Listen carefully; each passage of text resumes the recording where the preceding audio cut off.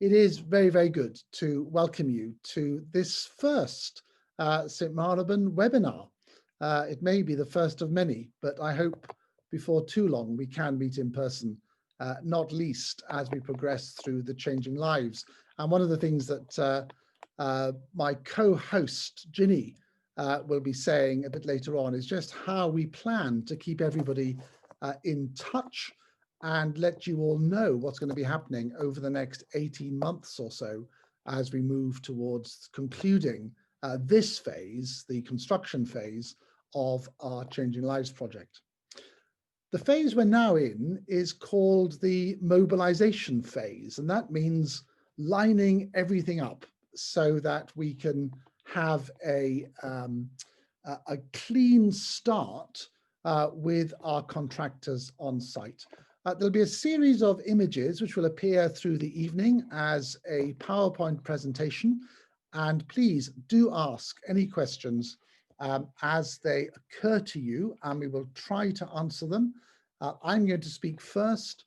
I think Ginny is then going to follow on, and Rachel will provide the meaty content at the end. So please don't switch off before Rachel, not least because Rachel's got the PowerPoints. If you switch off, you won't get any pictures that come with it. So I'm just going to now sort of just say what we're going to cover this evening. First of all, the Changing Lives project was born out of a need to replace a lift and a staircase. That then blossomed into all sorts of other flowers that included a new community hall, a new refectory, a sort of a cafe, a second lift and a second staircase. Can we go back a slide, please? We've moved on too quickly. And also, we were doing lots of investigation works into the building to make sure that we could indeed deliver a project. And we will cover some of those areas tonight. We'll also share with you some visualizations of what some of the rooms and spaces will look like by the time we get to May, June of 2022. We will introduce you to Sir Robert McAlpine, who are going to deliver the project for us and who've been appointed as our firm of constructors, our builders. We will also try and share with you some of the differences that will happen and how it will affect our operation, our worship, our visiting the parish church, the doctor's surgery, the MA, the Healing and Counselling Centre, all of those things through the next 2 years, and also share something of how what we are doing will enhance our work with the local community and indeed the new work that we will be doing. And Rachel especially has been working very hard alongside our stakeholders in that, so that lots of that work is already happening and it's been very exciting. Rachel's going to touch on finances and fundraising, and there'll be a time for some Q&As at the end. So that's where we hope to be by the end of the evening. We've got an hour to do that. We're going to try and keep it within the hour time frame. And next slide, please. So one of the things that we hadn't expected to encounter at the start of the project was any problems with the roof. We thought the roof would last another 20 or 30 years even, and very quickly we came to the realization that not just was the external aluminium covering in a very porous state, having been made out of very inadequate and poor quality aluminium in its construction, but also the Georgian roof timbers were also in the most appalling state. And indeed, one of them fell out whilst one of the men who was investigating the roof was actually attached to it. And it was that caused us to rescope the whole project, but keep within the original budget that we had agreed with the National Lottery Heritage Fund of a total spend of around £10 million. We spent £1 million in getting to this part of our project. And this next part of the project is going to cost us £8.6 million. So it's a lot of money, and a building of the complexity and size of the parish church on a very conflicted and constricted site in central London adds hugely to the costs, as does keeping the building open whilst the works are being done. So we intend to keep the doctor's surgery open, the work of the HCC going. We intend to keep our work with the school and our use as the school chapel going, and we intend for our daily and our Sunday worship to continue. So as far as we can, we are trying to maintain business as usual, although within some very unusual parameters, and more of that as we go through. So as well as sorting out the roof, we're going to start at the top. We're also going to sort out the ceiling. We have what is probably the largest single span suspended fibrous plaster ceiling in the country, possibly anywhere in the world. And to add to its complexity, it's actually attached to the lath and plaster ceiling of 1813. And the great decorative features that you can see from down below, which will be 14 meters above you, are actually wired in on bits of wire covered with gypsum bandaged plaster. Lots of work has to be done to the ceiling, and we're going to start on that work very early on. At the moment, we have to have the ceiling inspected monthly at the most enormous cost, just so that our insurers are happy that everyone is safe within the building. Lots of people have, over the years, had problems both climbing up the steps onto the portico pavement and also going down the steps. The disabled ramp at the side of the building is not compliant and has never been compliant. And the steps themselves, after 200 years, have become incredibly worn in places. And most of the steps will indeed be taken out and replaced with new Portland stone. We're also going to relay much of the Portland stone pavement on the portico, and we're going to install matching ramps to get into the east and the west vestibule doors. We're also going to put in a brand new lift, which will be fully compliant, and also a new staircase. The lift and the new staircase will go into what is now the kitchen area, which means the kitchen is going to move to another part of the building altogether. The crypt hasn't had any major refurbishment since the 1980s, and the crypt, certainly up until March of this year, was one of our major income generating spaces through lettings, but also, of course, through our long association with the National Health Service and the Marylebone Health Centre.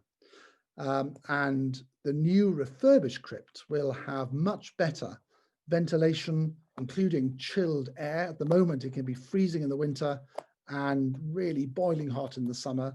And it's also the case that, as well as the MHC, we have the Marylebone Healing and Counselling Centre, the HCC, in the crypt. And we are indeed carrying out an additional piece of work, part funded by the Cultural Recovery Fund, so that we can make it much better and fitter for purpose, so that we have a better space in terms of ventilation and also in terms of the shape of the rooms where people can actually meet really comfortably and safely. People are beginning to raise their hands. We're going to keep questions towards the end.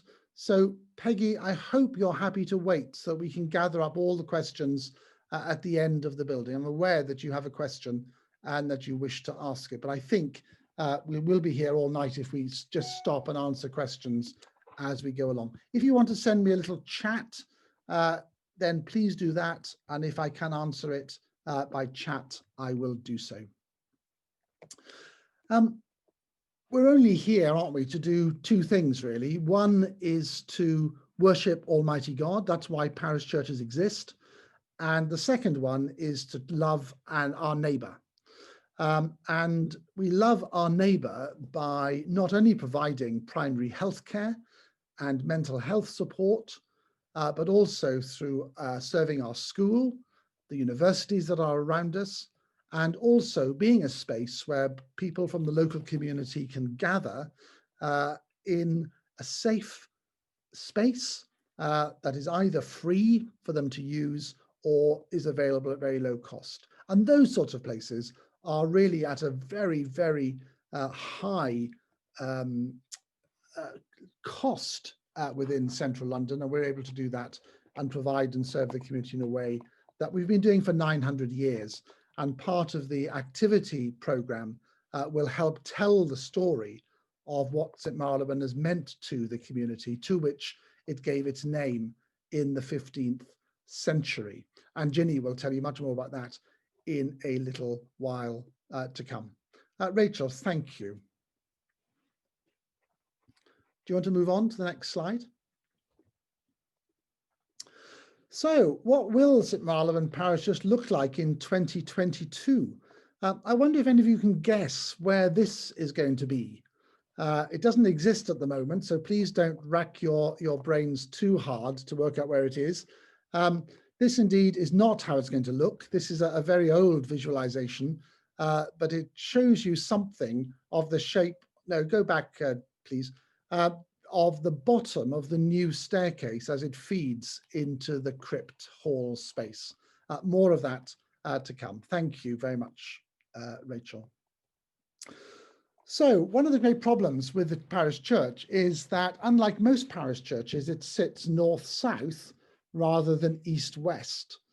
And when the wind doth blow, we may not necessarily have snow, but we do have the most enormous influx of really cold, inhospitable air that flows into the parish church.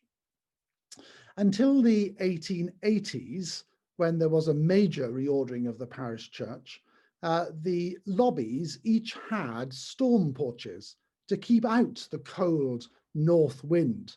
And now for 140 years, there's been nothing. So if the doors are open, which we hope they are most of the time, so that people can come and go, also coming in the wintertime is the most enormous cold air. Plus huge amounts of pollution off the Marylebone Road, which, as you know, is one of the most polluted roads in Western Europe. We will have, again, some wonderful storm porches that will allow us to use those three sort of narthex spaces really creatively, but also which will keep the church much, much warmer and will reduce our environmental footprint and hopefully too our heating bills. This is the central narthex, the main way into the church. We'll also be refurbishing the front doors, but otherwise in the central space, not much will change. Thank you, Rachel. This is the east vestibule, the choir vestibule. This will have an automatic set of doors, as will the west vestibule. And this means that they'll also be fully accessible to people using wheelchairs and also pushchairs. There'll be a new ramp here that one doesn't exist at the moment. They will be in bronzed metal, and they will also be automatic. And again, they will help with the control of the temperature. Each vestibule will be fully redecorated after the work is done. And it also means that some of the monuments will be relocated to accommodate these new doors. And the monument you can see there to the right of the doors, just as one is ascending the staircase, is currently, in fact, in the west vestibule, so the other side of the building. And indeed, that has been inside the last three parish churches. It's had quite a meandering life over its more than 400-year history. Thank you, Rachel. This is the new Browning room. You will see that the rather awful pew platform over which many people have tripped or fallen disappears.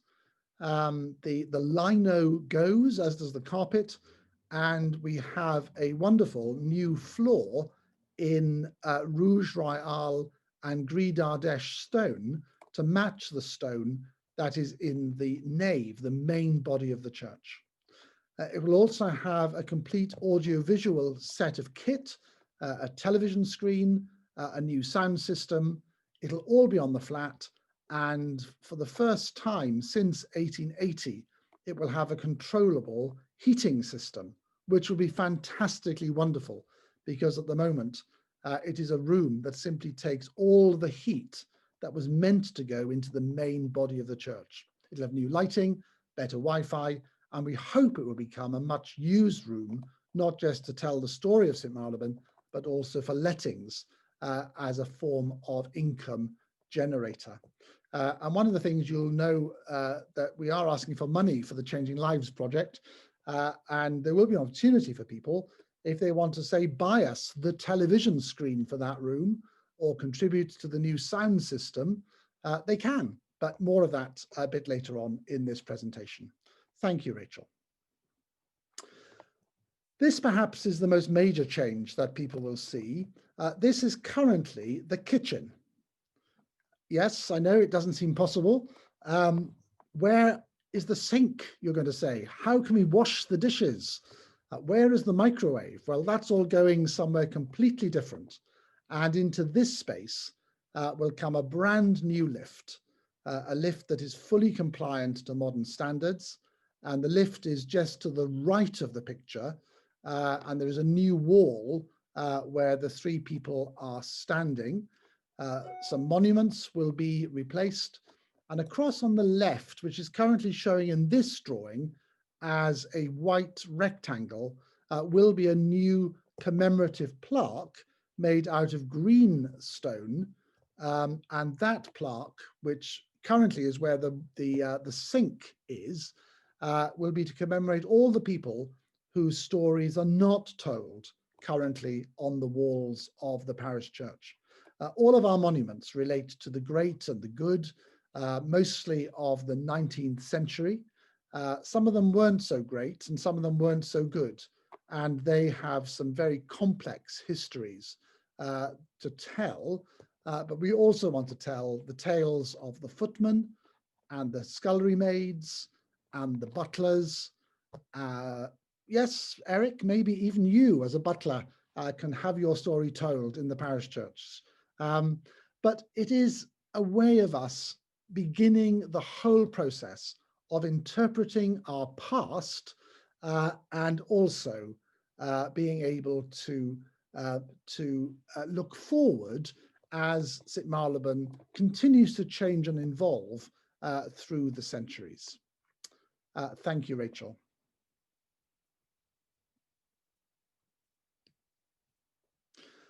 Here we are now down in the crypt. The lady in the headscarf is emerging from what is a new space that at the moment doesn't exist. Well, in fact, it does exist, but it's inside the doctor's surgery. And behind her, you can just see a sort of an outline of a sort of a rather sort of organic floral design. That's going to be a new graphic called the St. Marylebone Family Tree, which will tell the story or something of the story of all of the institutions that have been born out of the mother church of St. Marylebone. Places like the infirmary, the workhouse, the other parish churches, all the parish churches north of Oxford Street, all the way up to the top of Maida Vale, and from Edgware Road across to more or less Tottenham Court Road, and many other things besides. So wonderful stories to be told through interpretation. The lady pushing the pushchair, rather sexist image there, it's normally men, I think, that push pushchairs these days, is going to go into the new entrance into the Marylebone Health Centre. So the whole entrance to that will be off the central corridor, not in the current place, which will be taken up by the new lift and the new staircase. New lighting, better heating, and much better ventilation, so a much more usable environment for all sorts of things. Thank you, Rachel. Here is the new kitchen. The kitchen will also be our volunteer and staff room. It too will have some interpretation on the walls. And this is the current entrance into the doctor's surgery and into that long spine corridor. So behind the man who is washing up, you will see some boarded, some boards. That in fact is the door to a cupboard, but at the moment that is the main staircase into the crypt of the parish church. So big changes afoot downstairs. And again, we'll be looking for people maybe to buy a washing machine or a sink unit or a fridge. So there'll be ways of people who don't want to or aren't capable or able to donate large sums of money to donate some smaller items to help us deliver the project. Thank you, Rachel. This is currently, I think you can guess this space, the Undercroft, the space that was until the 1980s, the charnel house, the place where people who hadn't paid for the rent on their burial vaults ended up being put. It's been a much used space for a long time. Some of you will remember it as the Crypt and Goose Cafe, and indeed some former iterations even before the Crypt and Goose Cafe came. It'll become a conference room, a great space for young church to meet in. The end wall upon which there'll be another big television screen for audiovisual presentations will have moved. And at the end that you can't see, so as you look towards the table, there'll be another new wall which will give the doctor's surgery a new conference room to replace the one that we are going to take out to put in the new lift and the new staircase. So this, I hope, will be a much loved, well-used space going forward. And again, better lighting, better heating, lots of good equipment, and a way of us also raising some funds for letting it to businesses or others who want a board meeting or some other form of gathering space. Thank you, Rachel. Here's the Crypt Hall. This doesn't look much different to the way that it looks now, except it will all be refurbished with new lighting, new ventilation, a new way of hanging exhibitions. The little crypt chapel you can see to the left at the end of the corridor will stay exactly where it is, and there's no change planned for that space. But where the altar, you can just see it through one of the transparent pillars. Please don't think the pillars are going to be transparent. They will not be virtual pillars. They will still be pillars. This is just a way of helping us envisage something of the space. There will be a new wall appearing at that end. And indeed, for the first time ever, probably, people will be able to walk east-west without coming into the church hall, which will make using the building, certainly for the staff and the people who work as part of the team at St Marylebone, it'll make their lives much easier, and will also allow better access in terms of emergencies and so on. And again, wonderful new heating and ventilation and audiovisual things in this space, which we'll keep on using for paintings, for exhibitions, for young church, for larger gatherings, for our Wednesday Eucharist, for small concerts, for the very popular film shows that were building up such a head of steam before we had to lock down because of COVID. So lots of good things planned for a much improved Crypt Hall. Thank you, Rachel. So Sir Robert McAlpine is known to you probably as the builder of roads and railways and major infrastructure projects. Some years ago, they decided that they would diversify and also have an historic buildings department called their special projects team. At the moment, they're working on Big Ben, the Elizabeth Tower, the Royal Albert Hall, and part of the ongoing Houses of Parliament refurbishment. They also played a large part in the 2012 Olympic Stadium. We had about 24 people who responded to our invitation to tender. And those 24 were chosen from a much, much larger list. We shortlisted it to 6, then to 4, then to 2, and Sir Robert McAlpine were appointed. And they were selected because they tendered within the budget for the project. They really understand really complex projects. The Royal Albert Hall, for instance, and the Elizabeth Tower works, the Big Ben works, are very, very complex and very confined spaces.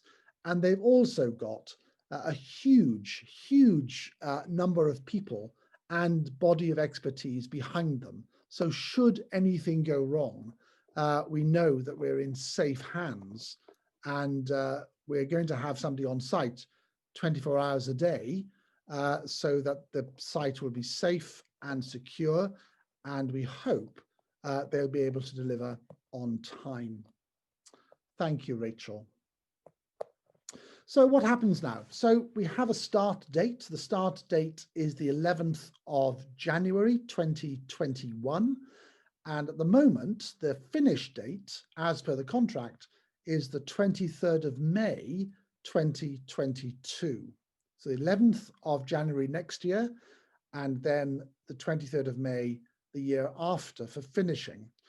And that's to give us time to have a great opening, launch, exciting, wonderful time, hopefully not wearing face masks or in groups of 6, but rather more, when the festival for 2022 is put on. And that hopefully will be a huge joy, not least an enormous relief to me as the rector, having sort of seen this project from its inception through to where we are now, and hopefully through to its completion as well. There will be several phases, so please don't expect the building to suddenly have scaffolding erected by the 11th of January. We have to erect a whole new porter cabin city on the side of the church to allow us to carry on much of the work we're doing, including some replacement toilets, a replacement meeting room, some offices, and therapy rooms for the HCC. It's also likely that a temporary kitchen will also be part of that little porter cabin city. That's a discussion I've had just this afternoon. So those of you who don't know that, that's just of 4:30 today. It's also the case that the church garden will look very different. The entrance to the site will be off Marylebone High Street. There'll be lots of wonderful activity, paintings, drawings, things telling the story of St. Marylebone, but we are retaining access into the church garden and also from the Marylebone Road into the church garden as well. The only bit that will be closed off will be the northernmost gates onto Marylebone High Street, and also the little snicket that runs to the south of the parish church, which is currently the main entrance to the school. So that would be relocated back onto the high street, at least temporarily. As of this coming Wednesday, we will know much more about which bits of the building will be closed and hopefully reopened, and when that's going to happen. So we will share all of that with you as things roll out over coming weeks and months. Sunday services, weekday services, all of that is planning to carry on. The Riga organ, however, will be covered to protect it. And we've taken this opportunity, rather than simply hire another organ for the 2 years or so of the project, to buy a new organ. And that new organ will be a chamber instrument, and it will be with us forever. It's been a long-held dream to have a second, smaller organ in the parish church for concerts, to accompany the choir at the choir end rather than from the other end of the building to the choir stalls. It'll also provide a really good practice organ for children or young people who want to learn to play the organ. It'll be rather less terrifying than the gigantic organ that we have that Riga built in 1987. And it's also being paid for partly out of the money we would have spent on hiring an organ, which would have been money, if you like, good money thrown after bad, because we would simply have got rid of the organ at the end of the project, and also some money from a legacy, which came from one of our parishioners, although Rachel, I know, is also seeking sponsors for the new organ as well.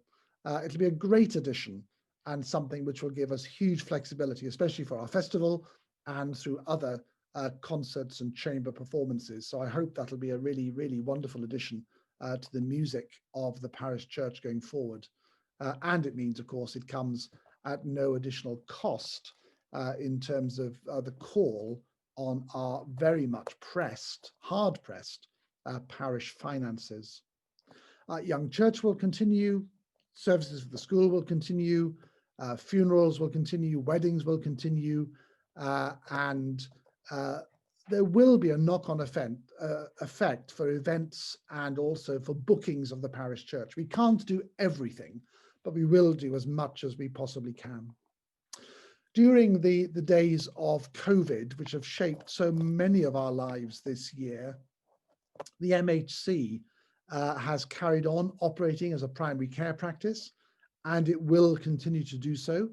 And I hope that all the work that we're doing will secure them as a long-term tenant for the parish church, not least because it does produce a substantial part of our income every year as they pay us rent on the space that they use. The HCC will also continue. It has learned wonderful new ways of engaging with their clients in psychotherapy and assessment. And that's largely because, like so much of the country, they have gone online.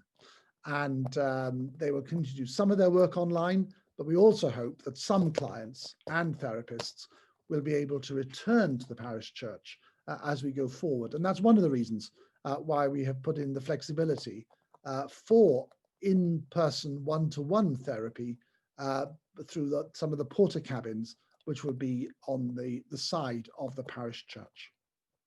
The other thing to say is that there will, of course, be a new temporary lift and staircase. And that means that people will enter the parish church from the church garden if they want to go to the MHC or the HCC. There will be a staircase which is there already, but there will also be a temporary lift which will take people down to crypt level and, of course, bring them back up again. That is something that won't stay when the works are finished. That will be taken away as we return the side of the church to its current appearance. Thank you, Rachel. So I'm going to hand over now to Ginny. So far, not many questions have come up in the chat, but if you do want to send any questions on what I've said so far, please do so. But I'm going to hand over to Ginny so that she can now pick up the story. Thank you, Stephen. Can you hear me okay? Yep. Great. So I just wanted to talk about the activity plan and community and essentially all of the bits that aren't the building work. So the activity plan runs throughout the entire course of the project, and it's broadly divided into two. So activities that will happen during the building work and activities that will happen after the building work. It's essentially a series of smaller projects that celebrate our heritage, the story of St Marylebone right from the very beginning, all of the stories that we have now, celebrating all of the people associated with Marylebone. As Stephen said, many, many famous people and lots of not famous people, and also the community that we have now. So after the project's finished, the activities will mainly sort of be regular things like tours. We'll be offering guided tours and self-guided tours. There will be regular music concerts, not just the festival, but we'll be having things in between. Things like regular monthly lectures, pop-up food events, and we'll also be having exhibitions as well, all of which celebrate our heritage as a church, as an area, and as a community. We've developed a lot of community involvement throughout the development of the activity plan, and that will see that throughout. So working with our schools and other schools as well, the universities, local youth groups, and also the Royal Academy of Music, but also we'll be including lots of other groups as well once the project is finished. So working with people who are living with dementia particularly, and other groups within our community. We'll also be offering throughout the building process placements to young people and students from the Buildings Crafts College. We'll be offering 5 6-month placements based on carpentry, stonemasonry, and conservation management. And with those students, we will also be offering open days, open craft days, where you as members of the congregation, members of the community can come and see how some of these crafts are done and have a go at some of them. And also we'll be offering hard hat tours throughout this as well. Stories and interpretation, as Stephen mentioned, there will be some interpretation within the building, again, celebrating our stories. We will be having, as Stephen explained, the St Marylebone family tree, which, as he explained, will show the different institutions that were born from the church. We'll also be having further down the corridor a celebration of famous and not famous people associated with Marylebone and the church. That will both be in the corridor and in the staff and volunteer room. We'll also be having, as I said, self-guided tours that people can really learn about the church and our features in it, particularly things like the monuments. There will be some interpretation within the toilets. On the toilet doors, we will have some historical trade cards and advertisements. There'll also be an awful lot of interpretation on our website, which I'll talk about some more in a moment. And like I said, events, we'll also obviously be having a very big event once the building work is finished and successfully finished, but there will be a continued series of events, hopefully on a monthly basis, and some larger ones on a quarterly basis, but throughout for a long time after the project finishes. Okay, thank you, Rachel. So I just wanted to talk about a few of the things that we have been doing so far as the building work is now happening, and things that we've been doing building up to it. So as Stephen explained, there will be some hoarding, particularly outside of the contractor's compound area, which will be in the church garden. So we've been working with one of our major stakeholders, the Girls' School, on developing what will eventually look like a sort of art gallery. So working with the students, we gave them a list of famous people associated with Marylebone and the church throughout time. Rachel, I think you can skip on to the next one. And they have been producing portraits of these people. So there's a couple of examples here. This is with GCSE art students at the school. So not only do we get to look at their work and celebrate it, but they also are getting marked on it as well. Next slide, please, Rachel. We also open this up to local artists as well, just to get some more artwork that we could play with. And also we've got some ones from Young Church here as well. So this is 2 examples of what the hoarding is actually going to look like from our designers. The top one is what will look like a portrait gallery, and that will run for about 30 meters. And the shorter one below of sketches will run for 14 meters. Thank you, Rachel. So we've also been working with Westminster University architecture students. They've come to visit us a few times for tours of the church, and we've been to them to give a couple of lectures. They will be working very closely with us throughout the project to produce 3D, hopefully interactive, but we're not quite sure yet, models of the different parish churches as they have been through time. And they will also be working on looking at the environmental changes of the current parish church building as the construction work goes on, and creating an interactive online model of that as well. Thank you, Rachel. We've also recently been working with Fourth Feathers Youth and Community Group and an organisation called Chocolate Films, who work very closely with the British Film Institute. And they have a series that they've been producing for some years now called 1000 Londoners, which celebrates 1000 Londoners. So we've been working with them to create their latest version of 1000 Londoners, which it features Marylebone, 10 people from Marylebone that we interviewed, created short films of. You can see here Cat Pugh from the school. We also had Father Stephen and lots of other influential people in the area to create 10 really great films, but working with these young people and training them at Fourth Feathers. So Chocolate Films have got the 10 documentary films now. They're creating one sort of long version of that, which includes archival film footage of Marylebone.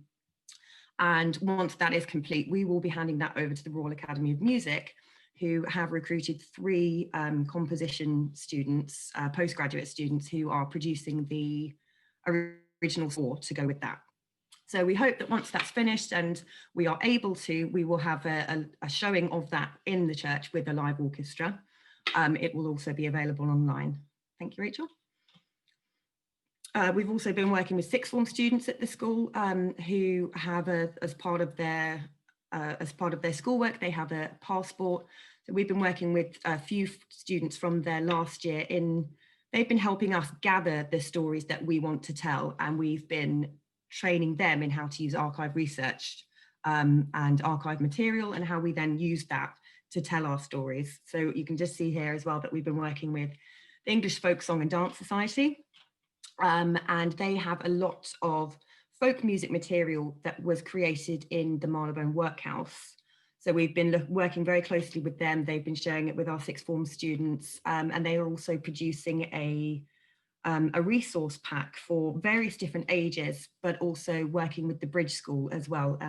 They will be, hopefully in March next year, they'll be going over to Cecil Sharp House and completing a workshop with them on folk music, particularly from the Marylebone Workhouse. Thank you, Rachel. Maddie, who some of you may have met, she's our heritage facilitator and communications. She's been working very hard on a temporary Changing Lives website. As part of the activity plan, we will be completely revamping the entire website, the church website. This will also include the Healing and Counselling Centre website as well, working closely with Margaret and Suzanne. But as a sort of an interim, so this website's now live. This is the best place to find out all the latest news about the project, what's going on, what you can expect in the next few weeks. It also is our sort of holding place now for all of the history and the heritage that we've been collecting, that also Stephen's been collecting over the years, and all of our research going forward from here. Thank you. So we've been working very closely with volunteers, and there will be lots more volunteer opportunities as the project goes on. At the moment, we've been working with research volunteers who have joined us to go through our own archives, having a look at things like the monuments and putting some material for that together. We'll also have lots of training opportunities for volunteers in the future, especially with things like oral history projects, but also for events and training and lots of other opportunities there. Thank you, Rachel. Oh, that's it for me. Brilliant. Thank you very much, Ginny. I think definitely from my point of view, it's just wonderful to see what you've been doing and how you're bringing the project to life, especially with so many young people in the area. So thank you. So we're coming to near the end now. And as Stephen said, there's a quick word on the kind of the finances and the fundraising associated with the Changing Lives project. As many of you know, it's been a difficult year for charities generally and organisations that do want to raise money. But we've actually been able to share quite a positive message that this project is going to make such a great difference to this community, and of course now play a very important role in the community's recovery from COVID. So we've been going out to individuals, to trusts and foundations, to businesses, really with a very positive vision about our future and asking for support. So on the good news, as you can see on the left-hand side of the screen, The National Auditory Heritage Fund, as many of you know, pledged nearly £3 million back last year, and they're extremely pleased with the progress that we've continued to make during this very difficult year. And we've also received some very generous grants from benefactors and trusts that has totalled nearly another £2 million by the end of this year. So all of this gave the PCC the positivity and to be able to move forward with the work as scheduled in January. We also, as many of you know, and Stephen may touch on again, sold 38 Nottingham Place back in March, which was the church's last remaining property that it actually owned. This has allowed us to front load the costs of the project. So as you can imagine, in January, money will now be spent quite quickly on the project, and we will have those resources there to be able to do that. However, the church does still need to raise about another £2 million to ensure that we've got that real financial security to move into the future.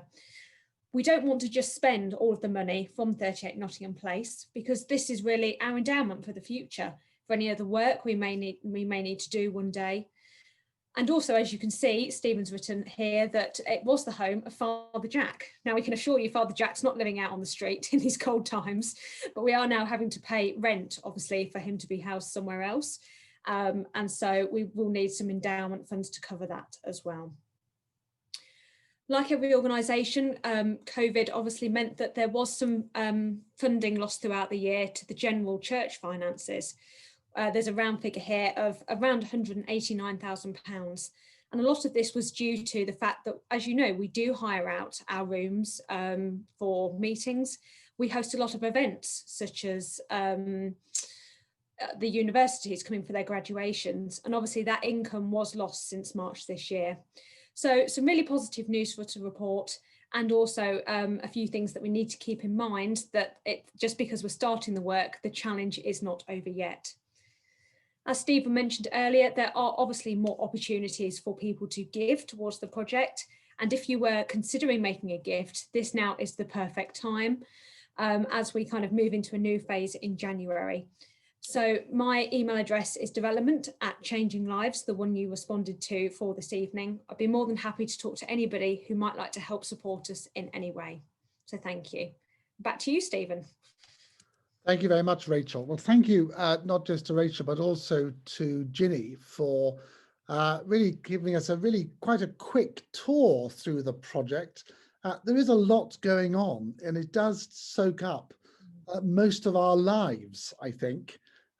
Every day there is something that has to relate to the Changing Lives project, and meetings with both our stakeholders and with our funders and benefactors, and also, of course, with whoever we can meet with to try and encourage greater engagement into what is a very, very exciting project, and something which I hope will stand the parish church in good stead for a long time to come.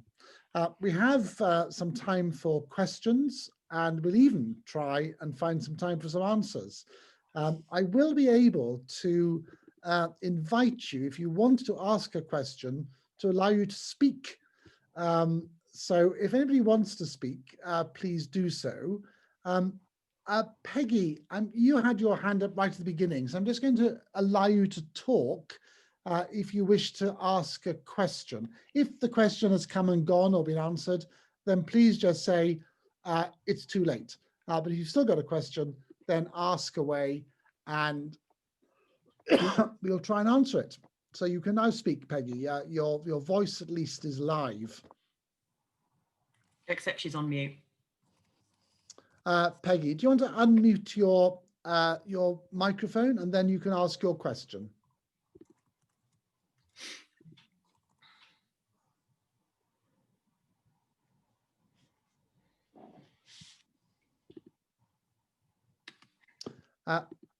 No. Okay. Well, anybody else who wishes to ask a question or make an observation, really, and you can either do it by chat or indeed you can do it by asking a question.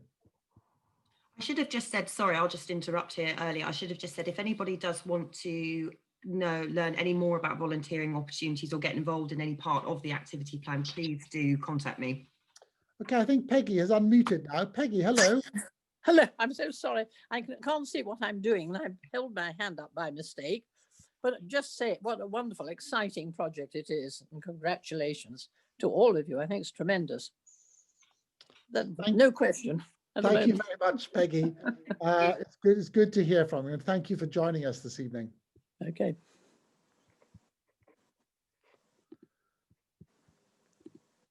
I think, Stephen, we've just covered everything so wonderfully. And Nancy has asked a question. Can you see that on the chat? Who's that? Nancy. Oh, yes. Nancy, thank you very much for asking your question. The question is, does the project affect the office spaces? The answer is yes, it does. Not least because several people will have to be moving around the building a bit.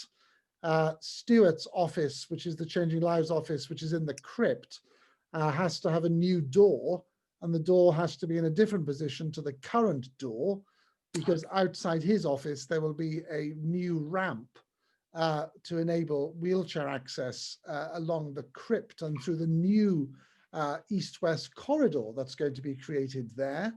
The parish office, my office, the sacristy will all have an improved and changed heating system, which is a major change. The whole of the HCC has new lighting, new ventilation, and indeed, we are going to knock 4 of their consulting rooms. This is the HCC work, so I may have said MHC, but the HCC, so our psychotherapists. We're going to knock 4 of the small rooms into 2 bigger rooms, and that will require a complete sort of shift around there. Father Jack's office will have some really good, again, ventilation coming up. The office he shares with Mother Katie and with, at the moment, with Matt, our family's lead.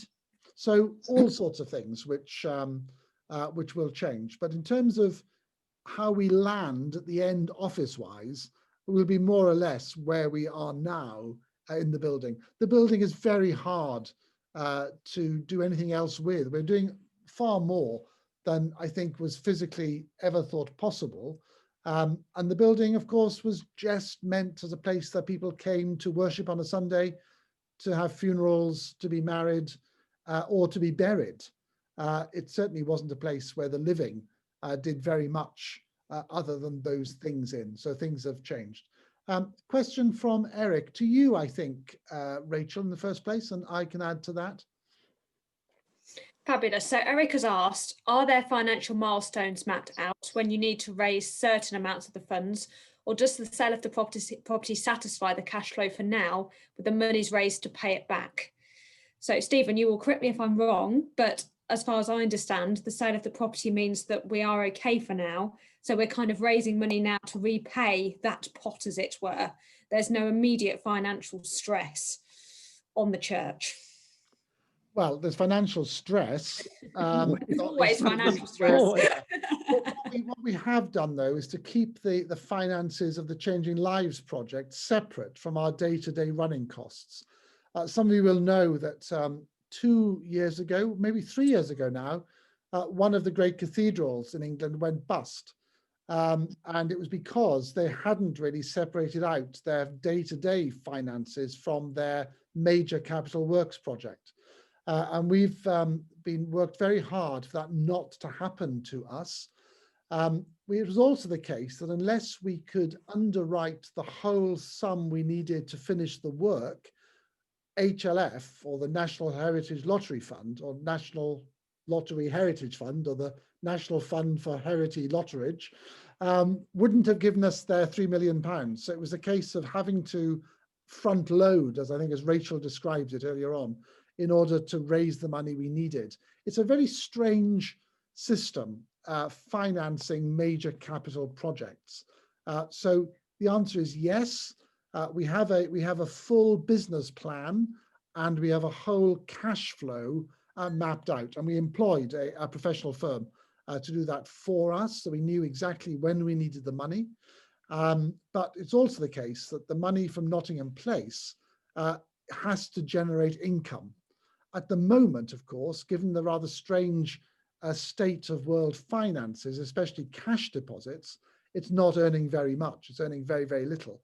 And we do need it to house not just perhaps Father Jack, but if we were to have 2 full-time assistant curates, which is what the parish church really needs, we need to provide housing for them. And that's why Nottingham Place was bought in the 1980s.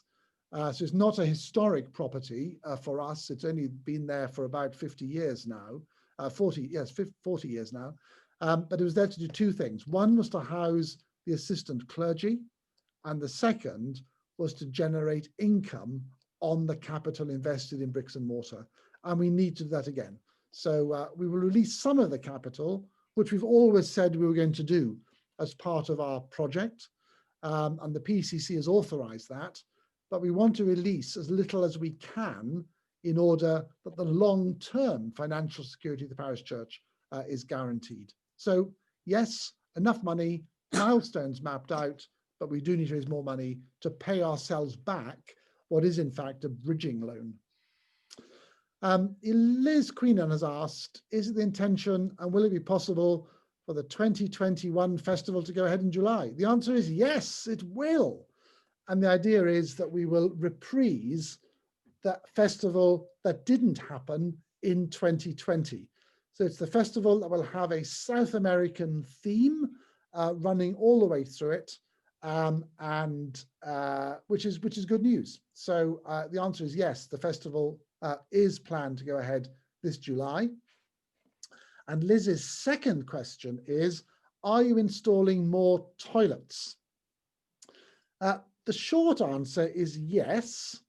There will be an additional toilet in both the ladies and the gents, and they'll all be replaced. I mean, all the stuff in those places, which I think these days are rather uninviting and rather off-putting indeed in many ways. But there'll only be 1 extra WC in each of those spaces, which is all that we can get into the building. And there will be a brand new layout and everything, accessible toilet for disabled people. So all of that will change. Any more questions? I think those are the ones that have come up so far. I hope I haven't missed any that are there. We've still got a few minutes to go. If you want to, to send an email, or if you think of a question that you want us to answer, then please just send them into the parish office address, or you can contact Rachel or Ginny or me. I'm always rector@stmarylebone.org, Rachel Church@stmarylebone.org, and Ginny is activity@stmarylebone.org. And all of those email addresses, plus other contact details, are on the parish church's website. So you can get hold of us all sorts of ways, or indeed you can write a letter even, or phone the parish office and have a conversation with us there. I think it's worth saying as well, Stephen, this has been recorded this evening to go on YouTube. So if anybody that you know who missed it this evening, who might like to watch it, this will now be available to share with your friends and family. Or if you just wanted to watch it again, if you had such a lovely time. Yeah, we are hoping to sell the film rights for this. I know that George Clooney is very keen to play the rector of St Marylebone. I think, and Joan Collins is very happy to play Ginny Walton. Very, very good fit. Good fit, I think. So anyway, watch this space. Please come along to church, be with us, journey with us, be part of this very, very exciting Changing Lives project. And we look forward to seeing you again all very, very soon. So thank you for being with us. Enjoy the rest of your evening. The chimes have just struck 8 o'clock. So please now feel free to enjoy the rest of your evening. But it's lovely to have you with us, and we will catch up again very soon.